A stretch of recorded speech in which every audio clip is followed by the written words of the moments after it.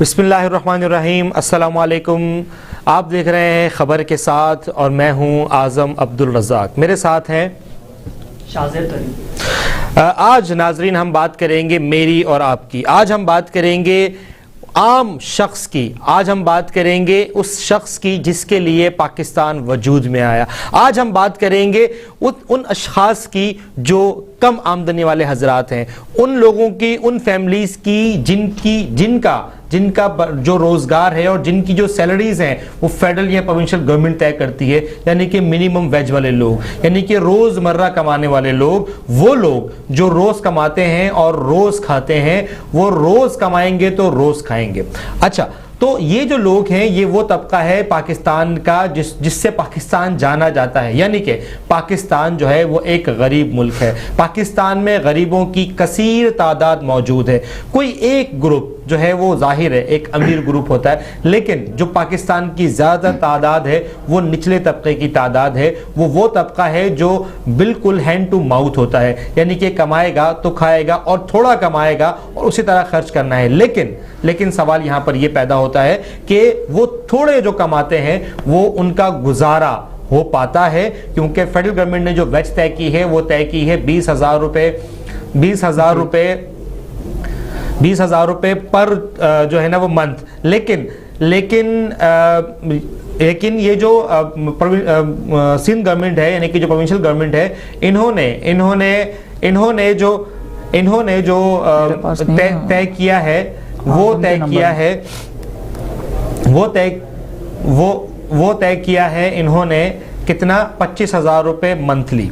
लेकिन बात यहाँ पर कुछ और है, सवाल यहाँ पर कुछ और पैदा होते हैं। सवाल ये पैदा होते हैं कि अभी जो पूरा दौर हुकूमत गुजरा है पीटीआई का, जो बिल्कुल रिसेंट गवर्नमेंट अभी चल रही है और इनको तकरीबन 4 साल हो चुके हैं, और ये 4 साल जो गुजर चुके हैं इसमें इन्होंने बड़े बड़े दावे किए। इन्होंने महंगाई के बारे में जो है वो गुफ्तगू की, हम महंगाई कम कर देंगे, हम लोगों को रोज़गार देंगे, हम लोगों को जो है वो लोगों को मोबाइल देंगे, हम लोगों को रोज़गार भी देंगे, हम लोगों को मिनिमम जो है वो लोगों को मिनिमम जो है हम महंगाई कम करेंगे, महंगाई जो है वो हम मिनिमाइज़ करेंगे। लेकिन ऐसा हो पाया या नहीं हो पाया? ऐसा पिछले 4 साल में नाज़रीन आपने देखा कि ऐसा हो ही नहीं पाया। पिछले 4 साल में ऐसी कोई बात सामने नहीं आई कि जिसमें महंगाई में कमी आई हो। इसी पर बात करने के लिए हमारे साथ जो मौजूद हैं नुमाइंदा स्टार न्यूज़ शाज़ेब तरीन,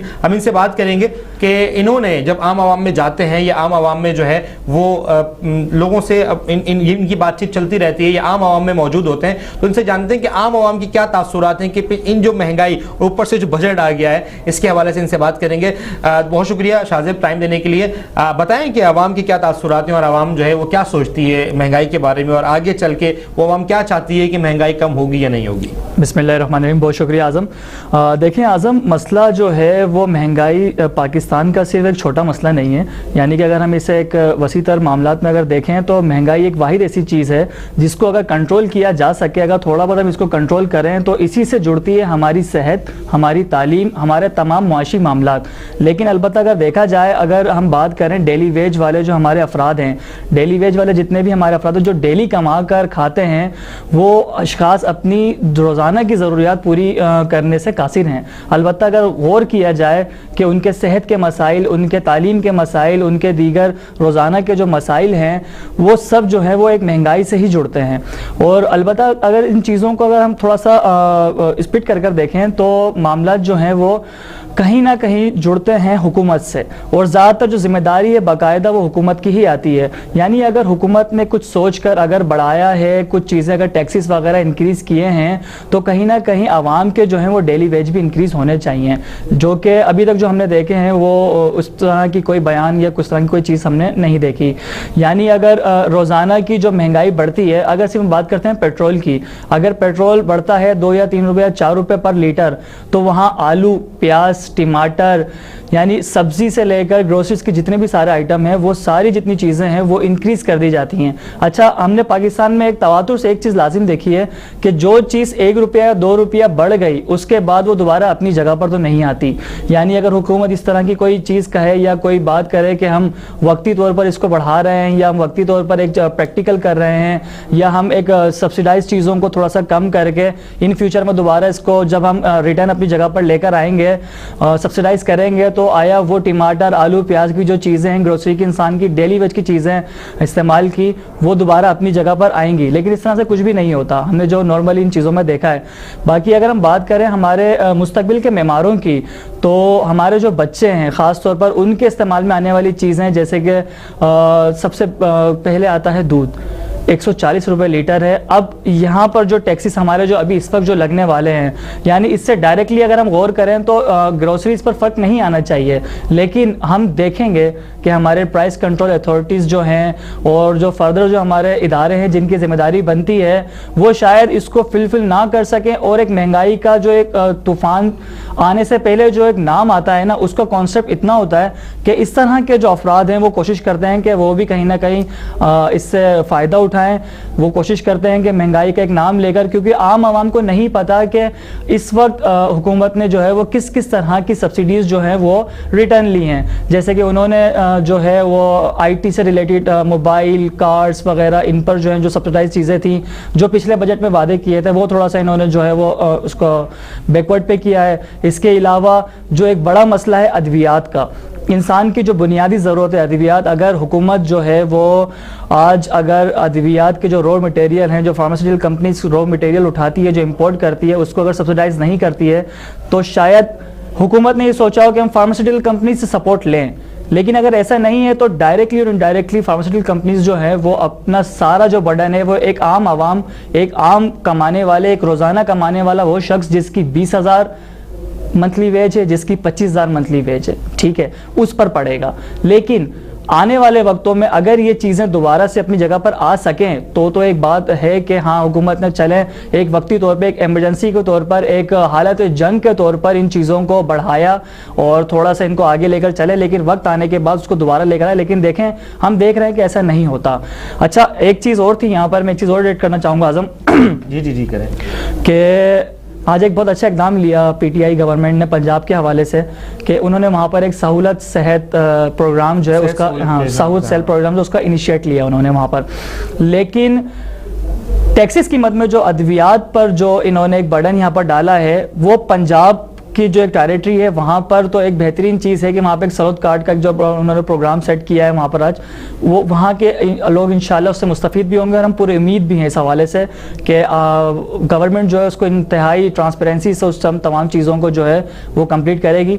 लेकिन फार्मास्यूटिकल कंपनीज़ का जो अद्वियात पर टैक्स की जो सब्सिडाइजेशन थी, उनको जब रिटर्न लिया गया है तो उसका असर पूरे पाकिस्तान पर पड़ेगा, उसका असर जो है वो पूरे पाकिस्तान पे पड़ेगा।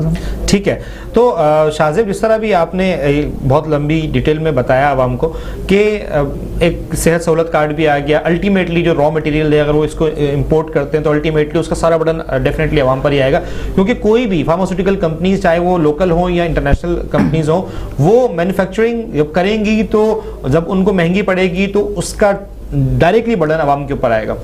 लेकिन एक बड़ा अच्छा पॉइंट रेज किया आपने कि पंजाब में तो चलो उन्होंने जो है ना वो सेहत सहूलत के नाम से या एहसास सेहत कार्ड के नाम से उन्होंने एक प्रोग्राम लॉन्च कर दिया। वहाँ पर जो है जितनी भी फैमिलीज हैं लोकल फ्रॉम द पंजाब वो इससे मुस्तफिद हो सकेंगी, लोग पर उम्मीद है। लेकिन देखते हैं उसका क्या नतीजा निकलता है, क्योंकि PTI गवर्नमेंट से जितने भी वादे किए, जितने भी प्रोग्राम इनिशिएट किए, उनके वो वादों की हद तक ही रहे, उसमें ऑन ग्राउंड उसकी कोई ऐसी खास जो है ना वो रिफ्लेक्शन देखने में नहीं आई और ना ही उसका कोई खास फायदा नजर आया। बहरहाल देखते हैं, उम्मीद तो अच्छी रखनी चाहिए, देखते हैं कि इस प्रोग्राम का जो है ना वो क्या होता है। जैसे कि और जो प्रोग्राम हमारे एहसास जो राशन है, एहसास जो इनको 12,000 रुपये मंथली जो उन पर मदद की गई थी, वो भी बहुत सारे ऐसे प्रोग्राम आए जिसमें बहुत सारे फेक लोग, बहुत सारे रियल लोग वगैरह वगैरह लोगों ने जो है उससे फायदा उठाया। बहरहाल लेकिन यहाँ पर आती है बात कि इन्होंने तमाम दरामदात पर, यानी कि जो हम इंपोर्ट करते हैं उन सब पर इन्होंने टैक्स लगा दिया। अब वो टैक्स इन लगा तो दिया, लेकिन मसला ये है शाहजेब कि वो सब चीज़ें तो हम ऑलरेडी इंपोर्ट कर रहे हैं। आप बच्चों का दूध उठा लें, जो बच्चे दूध पीते हैं, नवमौलूद बच्चे जो न्यू बॉर्न बेबीज होते हैं वो दूध पीते हैं, वो दूध उठा लें, वो भी हम इंपोर्ट करते हैं। आप जो है जो भैंस के चारे के लिए जो यूरिया यूज करते हैं और जिससे वो चारा बनता है, जो किसान यूज करते हैं, वो भी ज्यादातर हम इंपोर्ट कर रहे होते हैं। जो अद्वियात होती हैं स्प्रे वगैरह के लिए वो हम इंपोर्ट कर रहे होते हैं। यहां तक के ट्रैक्टर भी हम इंपोर्ट करते हैं, पेट्रोल भी हम इंपोर्ट करते हैं, डीजल भी हम इंपोर्ट करते हैं, जिससे हम स्प्रे कर रहे होते हैं हम वो भी इंपोर्ट कर रहे होते हैं। ठीक है, ठीक है। तो ये चीजें आवाम के लिए जो है वो इस जैसे शौकत तरीन ने एक बयान दिया कि आवाम पर इसका कोई असर नहीं पड़ेगा, आम आवाम पर नहीं पड़ेगा। आम आवाम पर तो अल्टीमेटली जो है ना वो सारा असर पड़ ही रहा है। आम आवाम पर तो अल्टीमेटली टोटल बर्डन आम आवाम के ऊपर ही है, क्योंकि ये अगर मोहतात अंदाजे के मुताबिक देखा जाए तो 22 करोड़ की आबादी के ऊपर, यानी कि एक इंडिविजुअल, नाजरीन मेरी बात को गौर से सुनिएगा, एक इंडिविजुअल के ऊपर 22 करोड़ की आबादी, एक इंडिविजुअल के ऊपर 1500 रुपए का बर्डन आ रहा है। अगर एक बच्चा एक दिन का भी है या माँ के पेट में भी है, उस बच्चे के ऊपर भी जो है वो 1500 रुपए का बर्डन एक्स्ट्रा जो है इस मिनी बजट के हिसाब से जो है वो डल रहा है। तो आप ये सोचेंगे 1500 रुपए ईच पर्सन, अगर एक फैमिली में 4 अफराद हैं तो 6000 रुपए, और अगर एक फैमिली में 10 अफराद हैं तो वो अदाद शुमार कहाँ तक पहुँचते हैं वो आप खुद इसका अंदाज़ा लगा सकते हैं कि वो अदाद शुमार इनका अल्टीमेटली बर्डन जो है। लेकिन हुकूमत ने अपनी कोई भी खर्चे कम नहीं किए, हुकूमत ने अपने कोई भी खर्चे नहीं गिराए, हुकूमत ने किसी भी ऐसी गैर मयारी जो इन्होंने ऑर्गेनाइजेशन बनाई हुई हैं वहाँ के लोगों को उनको जो है ना वो इदारे बंद नहीं किए, इदारे वैसे के वैसे ही चल रहे हैं, बल्कि इदारे पर इदारा जो है वो बन रहा है। मॉनिटरिंग पॉलिसीज कोई नहीं है, क्या मॉनिटरिंग है, क्या एवेल्युएशन है, कैसे चीज़ें एग्जीक्यूट हो रही हैं हुकूमत पर। इसके वही जो एक इनके वादे थे कि जब जो है वो डॉलर बढ़ता है, जी, तो जब इनका जो वो बर्डन पड़ता है आवाम के ऊपर तो इसका कोई कोई पूछने वाला नहीं है। अगर हम प्रोविंशियल गवर्नमेंट की बात करें तो वो कहते हैं कि फेडरल गवर्नमेंट का काम है, और फेडरल गवर्नमेंट की बात करें तो वो कहते हैं कि ये सूबों खुद मुख्तारी है। तो इसी पर बात करने के लिए शाजिद हमारे साथ टेलीफोन लाइन पर जो है वो मौजूद है MQM रहनुमा, उनसे बात करते हैं और उनसे पूछते हैं कि अब मिनी बजट जो है उसके हवाले से उनके क्या तासुरात हैं, क्या उन्होंने असेंबलीज में बात उठाई उन्होंने उनके ऊपर, क्योंकि जिस तरह आपने देखा कि इजलास गैर महीना मुद्दत के लिए जो है वो मुलतवी कर दिया गया, बगैर अपोजिशन के सुने जो है वो एक बजट जो है वो पास डेफिनेटली जो है ना वो हो भी गया और हो भी जाएगा मजीद। ठीक है, इसे बात करने के लिए हमारे टेलीफोन लाइन पर मौजूद है रहनुमा MQM अयाज कायम खानी, उनसे बात करते हैं। अस्सलाम वालेकुम सर।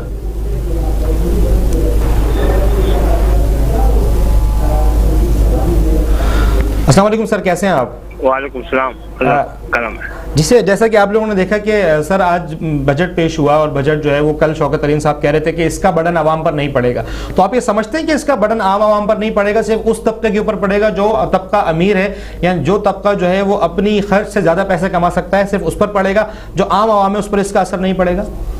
देखें, बात ये है कि जहाँ तक मिनी बजट का ताल्लुक है, ये पाकिस्तान की तारीख रही है। पहली जो मैं थोड़ा सा इसको ब्रीफ कर दूं आपको कि पाकिस्तान की तारीख रही है कि ऐसा नहीं है कि 74 साल में कोई पहली दफा मिनी बजट पेश किया गया हो, ऐसी बात नहीं है जो इतना हंगामा खड़ा किया हुआ है। जहां तक बात है कि टैक्सेस लगाने का या किसी चीज टैक्सेस को विड्रॉ करने का या किसी भी एग्जम्पशन को खत्म करने का, तो लाजमी सी बात अल्टीमेटली को असर तो आवाम पे आते ही है, ये कोई इसमें दो राय नहीं है। ठीक है, अब बात यह है कि जहाँ जो हमारी माशी हालात चल रहे हैं मुल्क के, और जिस तरीके से कोरोना के बाद और जो हमारी इंपोर्ट और एक्सपोर्ट के ऊपर फर्क पड़ा है, बात ये मेरे भाई के जहाँ तक मिनी बजट से असरात का ताल्लुक है तो डायरेक्टली इनडायरेक्टली आवाम पे तो असर पड़ता ही है इसका। लेकिन जो हंगामा अपोजिशन जमातों ने खड़ा किया, इससे बेहतर ये था कि अपोजिशन जो है वो कोई इस तरह की तजावीज, इस तरह की सिफारिशात तो पेश करती, पता चलता उन्हें कि भाई क्या चीजें नुकसानदेह है, कौन सी चीज नहीं होनी चाहिए थी। असल में हमारे एक रिवायत पड़ चुकी है कि हर चीज का एक हंगामा खड़ा करना है, तो जिस हंगामे की बुनियाद पे जो असल बात है वो कहीं दब जाती है किसी शोर शराबे के अंदर। अपोजिशन ने जिम्मेदारी का मुजाहरा करना चाहिए था। हमारा मौक़िफ़ ये है कि अपोजिशन को इसमें जिम्मेदारी का मुजाहरा करना चाहिए था, और अपोजिशन को इस मिनी बजट में जो वो समझते हैं कि अगर इसमें अवाम के ऊपर बर्डन पड़ेगा या अवाम के लिए नुकसानदेह है तो उन चीज़ों की निशानदेही करते। और जहां तक बात है मिनी बजट की, भाई ये मिनी बजट जो है वो तो हर हुकूमतों में आते रहे, ये कोई पहली दफा नहीं आया है। ये पहली दफा मिनी बजट आया कि जी इस पर इतना बड़ा हंगामा खड़ा किया हुआ और शोर शराबा डाल दिया अपोजिशन ने, और अवाम पे असरात का लाजमी सी बात है कि लेकिन गवर्नमेंट की जिम्मेदारी बनती है, इस तरह सूबाई हुकूमत की भी इसी तरह जिम्मेदारी बनती है, जो आपने अपने इंट्रो में भी कहा है कि सूबाई हुकूमत की जिम्मेदारी ये बनती है कि जो जखीरा अंदोज, मुनाफाखोर और जो बाजार मार्केटों में जिन लोगों ने एक उद्यम खड़ा किया हुआ है, महंगाई का एक तूफान खड़ा किया है, तो महंगाई ये मिसाल वो हो गई कि मरे हुए में दो दुर्रे और, एक तो महंगाई है, इस पर कोई दो राय नहीं है, इसको कोई डिफेंड नहीं कर सकता कि महंगाई नहीं है, ठीक है। उसके ऊपर जो सूबाई हुकूमत के अंदर जो डिस्ट्रिक्ट एडमिनिस्ट्रेशन है जिनकी जिम्मेदारी है मुनाफाखोरों, जखीरा अंदोजों को रोकना, जायद कीमतें वसूल करने वालों को रोकना, वो भी अपनी जिम्मेदारी पूरी नहीं कर रहे हैं। वहाँ पे भी जो है पूरे मार्केटों में, आप पूरे कराची की मार्केट का सर्वे कर लें, आपको जो है प्राइस लिस्ट कहीं नजर नहीं आएगी, आपको कहीं पे चेक एंड बैलेंस नजर नहीं आएगा, कोई कंट्रोल नहीं है, ठीक है। जो हर आदमी अपने मन, जो उसके मन में समा रहा है वो उससे दाम वसूल कर रहा है। तो भाई बात ये है कि सूबाई हुकूमत हो चाहे फेडरल गवर्नमेंट हो, इन तमाम चीजों, तमाम लोगों को पॉलिसी बनाते हो आवाम को मद्देनजर रखना चाहिए, ठीक है। हमारा मौक़िफ़ सीधा सा है, हाँ, और हमने अपना ये मौक़िफ़ वज़ीर आज़म के सामने मीटिंग में खुल के बयान किया है कि अब महंगाई जो है, और महंगाई के और तहरीक इंसाफ इसका नुकसान भी उठा चुकी है हालिया बल्दियाती इलेक्शन के अंदर KPK में, ठीक है। वो महंगाई की लहर है जिसने तहरीक इंसाफ को है वो दूसरी पोजीशन में लाके खड़ा कर दिया है। तो मुझे इस बात से इनकार नहीं है हमें कि महंगाई नहीं है या इसका साथ नहीं पड़ेंगे, हमने इसको बिल्कुल, हमने वज़ीर आज़म के सामने इस चीज को खुले अल्फाज में बताया है। जी अच्छा, देखिए कायम खानी साहब, बात यह है कि गवर्नमेंट ने ऑलरेडी जो महंगाई है, पाकिस्तान की तारीख में अगर बजट, मिनी बजट आते रहे हैं, पाकिस्तान की तारीख में हर हुकूमत ने बजट जो है वो मिनी बजट देती रही है, इसमें कोई शक नहीं है। लेकिन उन हुकूमतों में बजट, वो गवर्नमेंट चाहे PTI से पहले किसी की भी गवर्नमेंट हो, उन गवर्नमेंट्स में बजट जो है वो इस हद तक नहीं गया कि महंगाई एक ऑलरेडी 1000% का इजाफा हो चुका हो और जो बजट है वो दोबारा पेश किया जाए। तो इस बजट को तो ये कहेंगे कि सीधा सीधा ये IMF का बजट, क्योंकि इन हुकूमतों के दावे ये थे कि हम जो है, हम किसी के पास नहीं जाएंगे, हम IMF के पास नहीं जाएंगे, हम कर्जे नहीं लेंगे, हम अपने जो हमारा मुआशी हब है कराची या पंजाब, हम उसको लेकर चलेंगे, हम तरक्याती मंसूबे लेकर आएंगे, हम रोजगार के मौके फराहम करेंगे। तो क्यों बजट लाना पड़ा इनको? अपनी कमिटमेंट्स पर ये कायम नहीं है, और मतलब इतना हैवी बजट कि आपको अशय खुर्दनोश से आपको टैक्स हटाना पड़े, आपको जो सब्सिडाइज की हुई चीजें उन पर टैक्स हटाना पड़े, फिर आपको इंपोर्ट के उन इंपोर्ट्स पर जो इंतहाई जरूरी है, एक तो हमारे यहाँ जो है वो मेडिसिन कंपनीज है नहीं, जो है वो चीजें इंपोर्ट करती हैं, लेकिन उन पे भी बजट आपने लगा, उन पे भी आपने टैक्स लगा दिया, जो जितने भी टैक्स एग्जाम चीजें थी उन सब पे आपने दोबारा टैक्स लगा दिया।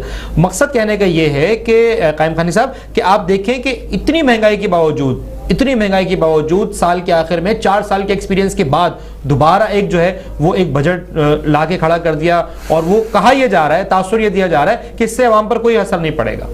देखिए, पहली बात तो ये है मेरे भाई कि मैं तहरीक इंसाफ का नुमाइंदा नहीं हूँ कि उनकी क्लेरिफिकेशन देता फिरूं गवर्नमेंट की। जी हम अपनी पार्टी का मौके बता सकते हैं सिर्फ। जी हमारी पार्टी के मौके भी पूछ रहा हूं मैं। हाँ, मैं हमारी पार्टी का मौके हम बता सकते हैं। मैंने अभी आपको जिक्र किया है कि तहरीक इंसाफ इस महंगाई का नुकसान उठा चुकी है। जी ठीक है। और तहरीक इंसाफ हालिया बल्दियाती इलेक्शन में इसका नुकसान उठा चुकी है। सही है। हमारा कहना यह है कि महंगाई हमने हर जगह पे हमेशा गवर्नमेंट को, हम क्योंकि वफाकी हुकूमत में एक बहुत छोटा सा हमारा हिस्सा है, एक हमारी वजारत है, ठीक है, हम इत्तेहादी जरूर है, लेकिन हमको ऐसा नहीं है कि हम हर गलत बात को भी डिफेंड कर दें। हमने महंगाई के ऊपर हमेशा एहतजाज किया है और हमने हुकूमत को 12 हर मुलाकात में वज़ीर आज़म या उनके नुमाइंदे जिनसे भी हमारी मुलाकात होती है, हमने उनको बावर करवाया है ये हर चीज़ को कि महंगाई से जो है इसको कंट्रोल किया जाए। और जहाँ तक बात है कि रोज़मर्रा की चीज़ें हैं, तो हमारा मौक़िफ़ इसमें हमने बिल्कुल वाज़ेह मौक़िफ़ दिया हुआ है। हमने तहरीक इंसाफ को बिल्कुल दो टोक अल्फाज में कहा हुआ है कि जितने माफियाज के खिलाफ आपने इंक्वायरी कराई है उनके खिलाफ आपको एक्शन लेना चाहिए, ठीक है। हम एज इत्तेहादी अपनी तजावीज़ दे सकते हैं गवर्नमेंट को, ठीक है। अब बात ये है इसमें मेरे भाई के, जहाँ तक बात जैसा आपने अभी ये बात कही है कि महंगाई का तूफान खड़ा है, तो महंगाई के IMF तूफान से बिल्कुल इनकार नहीं है कि महंगाई है, गरीब आदमी पिस रहा है, जहां तक IMF की बात है, जैसे IMF के साथ हम लोन ले रहे हैं, और एक आम सी बात है कि मांगने वाले नखरे नहीं करते हैं, उनकी शराइत को मानना पड़ता है। आज 74 साल के अंदर हम हर गुजरते दिन के साथ, ये हमारी हुकूमतों की पॉलिसियां हैं, ये हमारी रियासत को देखना चाहिए कि हम किस सिमत जा रहे हैं। और हमारा तो मौके भी हम ये समझते हैं कि तहरीक इंसाफ जो है महंगाई के साथ साथ जो है कई मामलात में जो है हुकूमत पे उनका कंट्रोल नहीं रहा है। जो जिन लोगों पे चार्जेस हैं उनको हटाना चाहिए था, जो चीनी कमीशन, आटा कमीशन, पेट्रोलियम कमीशन, जिनकी रिपोर्ट्स हैं उन पे अमल दरामद करवाना चाहिए था। हमारा बिल्कुल वादा मौके पे इस बारे में, अगर उन माफियाज के खिलाफ ये एक्शन लेने जो एहतसाब का अमल चल रहा है इस मुल्क के अंदर, अगर उसका कोई आउटपुट निकल जाता, ठीक है, चाहे वो किसी भी जमात से लोग उसमें मुलविस हों, उनके खिलाफ एक कोई सीरियसली एक्शन ले लिया जाता तो बहुत हद तक मामला को कंट्रोल है। दूसरी बात इसमें सबसे बड़ी खतरनाक बात यह है कि हमारे वफाक ने सिंध को बिल्कुल मादर पिदर आजाद छोड़ा हुआ है। सिंध हुकूमत किसी भी चीज पे जवाबदेह नहीं है किसी को, ना हुकूमत वफाक को जवाबदेह है, ना वो किसी रियासत को जवाबदेह है, ना किसी इदारे को जवाबदेह है। तो बात ये मेरे भाई के देखे ना, सिंध हुकूमत महंगाई के हवाले से सिंध हुकूमत को जो इकदाम करने चाहिए थे, सिंध हुकूमत ने वो इकदाम नहीं किए हैं।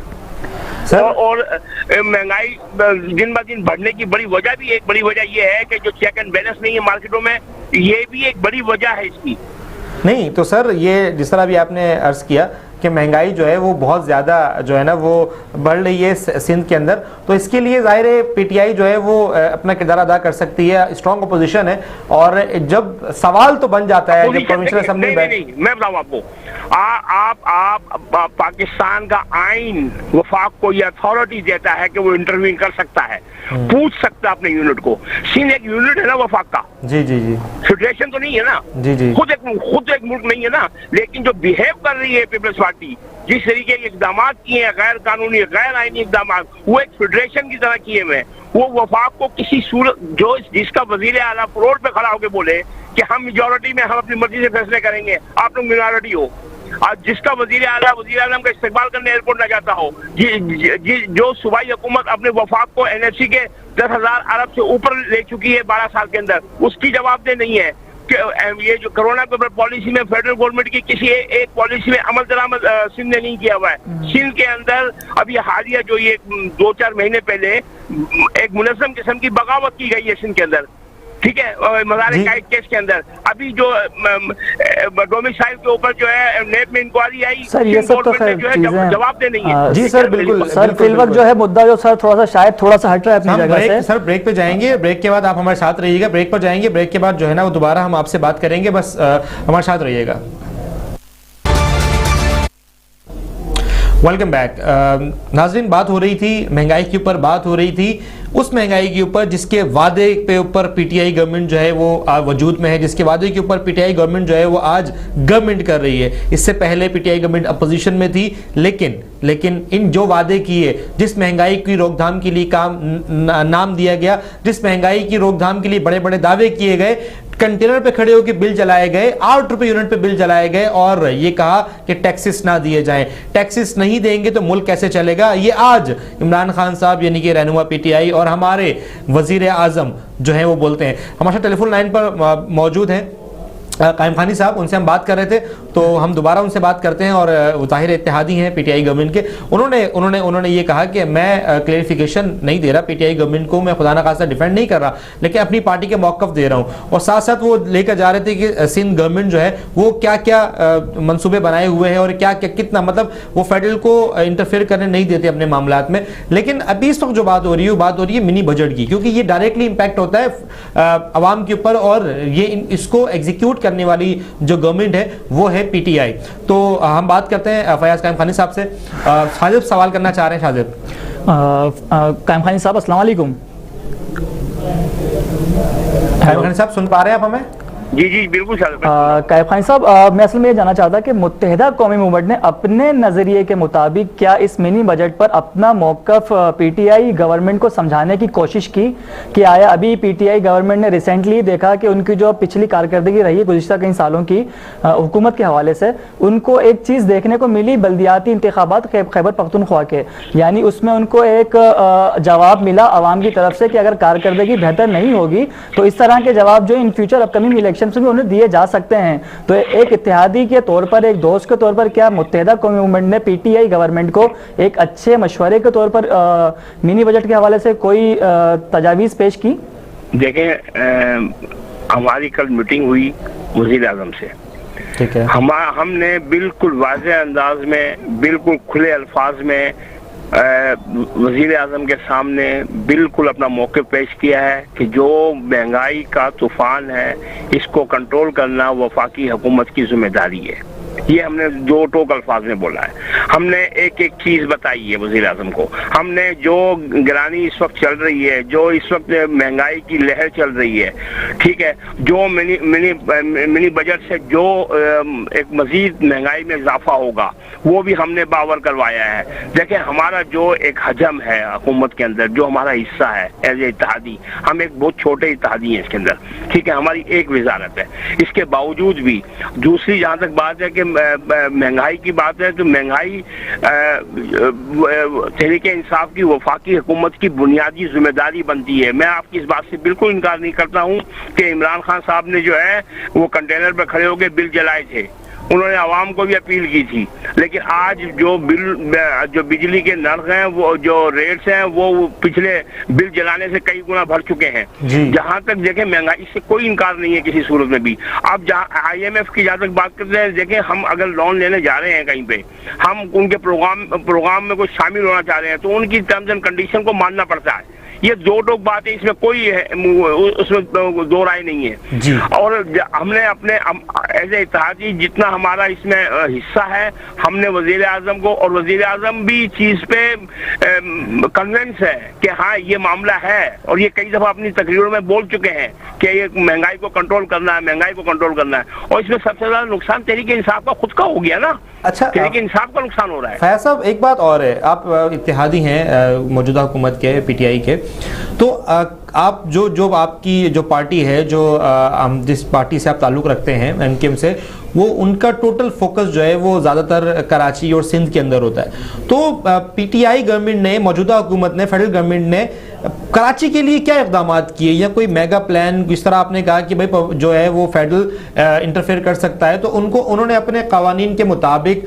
जो उनका हक है उस हक के मुताबिक कराची के लिए पिछले 4 साल में कराची के लिए कोई एक मनसूबा सिवाय ग्रीन लाइन के, क्योंकि वो मनसूबा PTI का नहीं, वो नून लीग का मनसूबा था, डेफिनेटली अच्छा काम किया, अच्छा इक़दाम है कि उन्होंने तकमील कराया, उसको मुकम्मल किया, और आज जो है ना वो बसेस जो हैं वो उन रोड्स पर दौड़ने के काबिल रोड्स हो गए हैं कि बसेस दौड़ पाएंगी उस पर। लेकिन उसके अलावा, क्योंकि वो ग्रीन लाइन तो एक रोड के ऊपर एक प्रोजेक्ट है, वो भी 4-5 साल उसको कंप्लीट होने में लगे। बहरहाल अभी कोई और मंसूबा, कोई ऐसा लाइनअप है पाइपलाइन में, या कोई और ऐसा मंसूबा जो कराची की ऐसा जरूरत है? वो बहुत सारे ऐसे मंसूबे हैं जो कराची को ज्यादा चाहिए, तो कोई ऐसा मंसूबा है कराची के लिए, कराची के अवाम के लिए PTI गवर्नमेंट ने अभी तक क्या किया?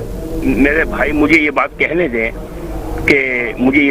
दें कि हम खुद भी वफाकी हुकूमत की कराची के हवाले से, या शहरी सिंध, कराची, हैदराबाद, सक्खर, मीरपुर खास, शहरी सिंध के हवाले से हम खुद मायूस हैं, हम खुश नहीं हैं। ठीक है, तो उस पर उनका क्या मौक़िफ़ आता है? देखिए, मैं आपको साफ बता रहा हूँ कि हम भी खुश नहीं हैं। हमारा एक तहरीरी मुआहिदा है जिसके अंदर तमाम ये चीजें मौजूद है। ठीक है, कराची पैकेज हो, या हैदराबाद के लिए हो, मीरपुर खास या सक्खर शहरी सिंध के लिए कोई पैकेज हो, वो हमारा इनके साथ एक एग्रीमेंट है। ठीक है, हमारे एग्रीमेंट के अंदर सेंसिस भी था, जिसमें इन्होंने अब ये 2022 में करवाने की हामी भरी है, जिसका पैसे भी रखे गए हैं पिछले बजट के अंदर 5 अरब रुपए। हम जो है, हम कोई इतने खुश नहीं है, हम खुद भी खुश नहीं है, हम अपने मुआहदे को लेके भी खुश नहीं है। लेकिन बात यह है कि जो मुल्क की मुल्क के हालात हैं, जो हमारे जो बॉर्डर्स की सिचुएशंस हैं, जो अफगानिस्तान में जो तब्दीलियां आई हैं, जो इंडिया हमारे लिए रोज एक नए मसाइल खड़े कर रहा है, कश्मीर का इशू हो गया, दूसरी बॉर्डर्स के ऊपर भी इतनी फ्रूटफुल पोजीशन हमारी नहीं है। बात यह है कि मुल्क की सलामती और इस्तेकाम के लिए एक कंटिन्यू एक इस्तेकाम रहना जरूरी है, एक हुकूमत का रहना जरूरी है। ठीक है, दुनिया में भी हमने सर्वाइव जब भी हम कर सकते हैं कोई जमहूरी हुकूमत हमें मौजूद रहे। हम देखें एमक्यूएम का मानना ये है कि बड़े मकासद के लिए छोटे छोटे मुफाद को कुर्बान करना ही पड़ता है। हमें नुकसान हो रहा है, हमें सियासी नुकसान भी हो रहा है, हमें तंजीमी नुकसान भी हो रहा है। ठीक है, ऐसे इत्तेहादी, क्योंकि हमसे जो वादे किए गए वो भी अभी पूरे नहीं किए गए, हमारे मुआहदे के रूह के मुताबिक उस पर अभी तक अमल नहीं हो सका। हम ये बात बारहा कह चुके हैं, हमारे पार्टी के सरबराह डॉक्टर खालिद मकबूल सिद्दीकी कई प्रोग्राम में कई दफा ये बात बोल चुके हैं इस बात को। ठीक है, कराची जहां तक बात है, जो बिल्कुल मायूस कुन कारकर्दगी हम ये कहते हैं वफाक ने कराची को लावारी छोड़ा हुआ है। एक दफा 165 अरब रुपए का एक उन्होंने पैकेज दिया, वो भी पूरा नहीं हुआ। फिर 1100 का एक कराची ट्रांसफॉर्मेशन प्रोग्राम है, वो भी अब कहाँ चल रहा है, कैसे चल रहा है, वो भी हमें मालूम नहीं है किसी को। जी सर, मैं खुद आपसे कह रहा हूँ ना कि उसका पता नहीं चल रहा है कि वो कब अमल दरामद होगा उसके ऊपर। सर लेकिन मुत्तहिदा कौमी मूवमेंट जो है वो वफाक में पीटीआई की इत्तेहादी भी है आपके मौक़िफ़ के मुताबिक, और इस वक्त नाखुश भी है। ठीक है, तो आपको थोड़ा सा क्या मुत्तहिदा कौमी मूवमेंट को ये नहीं लगता कि आने वाले वक्तों में जो मुत्तहिदा कौमी मूवमेंट का वोटर है जो कराची से ताल्लुक रखता है, वो मुत्तहिदा कौमी मूवमेंट को कुछ इस तरह का ही जवाब दे सकता है जिस तरह से पीटीआई को उन्होंने बल्दियाती इंतखाबात खैबर पख्तूनख्वा में दिया? देखिए जी, अल्हम्दुलिल्लाह शहरी सिंध की आवाम बाशऊर है सर, बिल्कुल यही खतरा है। अल्हम्दुलिल्लाह नहीं, सुने मेरी बात सुने, वो तमाम बातों का इदराक है, हर चीज को अंडरस्टैंड करती है अवाम। जो शहरी सिंध की आवाम है वो उनको हमारी पोजीशन का भी इल्म है, शहरी सिंध की आवाम को हमारे हजम का भी यकीन है, और शहरी सिंध को ये भी पता है कि हम अपने तौर पे जो भी हमसे हो सकता है वो हम कर रहे हैं। ठीक है, अब क्योंकि जब एक बात है, जब हुकूमतों से कुछ हासिल नहीं होता तो आखिरी दरवाजा कोर्ट रह जाता है, कोर्ट से भी एक मामला हल नहीं होंगे तो रोड मौजूद है। ठीक है जी, हमने जितने भी अवामी इशू है, हम तमाम इशूज के ऊपर कोर्ट में गए हुए हैं। ठीक है, फेडरल गवर्नमेंट के खिलाफ हम सेंसिस के ऊपर गए थे, हम सूबाई हुकूमत के खिलाफ भी गए हुए हैं 140A के ऊपर सुप्रीम कोर्ट के अंदर, हम मजलूम क्या नाम है हल्का बंदियों पे भी गए हुए हैं, ये जो डीलिमिटेशंस हैं, उसके बाद हम जाली डोमिसाइल पे भी गए हुए हैं, हम कोर्ट में गए हुए हैं। जब अगर कोर्ट से भी फैसले नहीं आएंगे तो हम अवाम से रुजू करेंगे, और रोड हमारे लिए मौजूद है, क्योंकि जब फैसले ऐवानों में और कोर्ट में नहीं होते तो फिर रोड पे फैसले होंगे उसके। तो इसलिए अवाम हमारी जानती है, हमारी पोजीशन भी जानती है, और हमारा हुकूमत में शामिल होने के मकासद भी जानती है कि हमारा मकसद, हमारा बुनियादी जो फोकस है वो पाकिस्तान है, सिर्फ कि पाकिस्तान में अनारकी ना फैले, कोई अनस्टेबल ना हो पाकिस्तान के हालात, और पाकिस्तान की सलामती और इस्तेकाम के ऊपर कोई भी आंच ना आए, जिसकी वजह से हम सफर कर रहे हैं। मैं आपको खुद कह रहा हूं कि हमें सियासी और तंजीमी नुकसान हो रहा है, अवाम में भी हमें नुकसान होने का अंदेशा है, हम खुद इस चीज को तस्लीम कर रहे हैं ना। ठीक है, इसलिए पाकिस्तान को फोकस किया हुआ है, और ये हमारी अवाम जानती है अच्छी तरीके से। अच्छा, बाशऊर है, उन्हें हमारी पोजीशन का इल्म है। अच्छा, एक आखिरी सवाल आपसे मैं करूंगा, उसका प्रोग्राम का टाइम खत्म हो रहा है। मेरा सवाल ये है कि क्या अभी एमकेएम की खुद की क्या हिकमत अमली है एमकेएम पाकिस्तान की, कि वो इनसे अभी जो मामला आप लोगों के तय हैं, जिस तरह आप नाखुश भी हैं अपने जो है वो इश्तराक से, तो क्या बाद में जो इनका इत्तेहाद है क्या वो ख़त्म होने जा रहा है, या जो अभी बल्दियाती इलेक्शन आएंगे उस पर भी इत्तेहाद रहेगा, या फिर जो अभी जाहिर है बल्दियाती इलेक्शन बहुत ज़रूरी है सिंध के लिए? देखिए, एमक्यूएम की तारीख रही है जी, एमक्यूएम की हिस्ट्री में है, एमक्यूएम ने कभी भी इंतखाबी इत्तेहाद नहीं किया है। ठीक है, और कभी किसी जोर में भी नहीं किया। सही है, ठीक है, हुकूमती इत्तेहाद एक अलग चीज है, इंतखाबी इत्तेहाद एक अलग चीज है, हम इंतखाबी इत्तेहाद नहीं करते कभी भी। और दूसरी बात यह है कि शहरी सिंध के अंदर शहरी सिंध की सबसे बड़ी नुमाइंदा जमात एमक्यूएम है। हमें पता, अभी कल हमने कैपिटी इन हालात में भी जब हमें हमारे ऊपर रियासती अताब भी है, हमारे दफातर भी नहीं है, हमें आजादाना काम भी नहीं करने दिया जाता, उसके बावजूद भी अल्हम्दुलिल्लाह कल हमने कैपिटी का इलेक्शन जीता है यूनियन का। कराची शहरी सिंध के अंदर मेरे भाई जब भी मुनसिफाना आजादाना इलेक्शन होंगे, चाहे वो बल्दियात के हों, चाहे ट्रेड यूनियन के हो, चाहे आम इंतखाबात हों, इंशाअल्लाह ताला अजीज एमक्यूएम पाकिस्तान ही जीतेगी। बहुत शुक्रिया। कोई और जमात नहीं जीतेगी। बहुत शुक्रिया, बहुत शुक्रिया, बहुत अच्छा लगा आपसे बात करके। शाहजेब, इन्होंने कहा कि हम इत्तेहादी हैं पीटीआई के और इस वक्त अपने इत्तेहाद से नाखुश भी हैं, तो आप क्या देखते हैं कि आगे जो है वो बल्दियाती इलेक्शंस में क्या एमक्यूएम और पीटीआई, जाहिर है इनके जो है वो इलेक्शन अलग अलग होंगे, तो क्या समझते हैं कि आप कि क्या ये उस वो बात रह पाएगी जो जोशो खरोश 2018 के इलेक्शन में देखा गया था पीटीआई के लिए? क्या पीटीआई अपना वो हजम, अपनी वो बात और अपनी वो वैल्यू खो चुकी है आवाम की नज़र में? देखें, इनकी तमाम गुफ्तगू में मुझे सबसे अच्छी बात ये लगी कि उन्होंने कहा कि आवाम जो है वह बाशऊर हो चुकी है।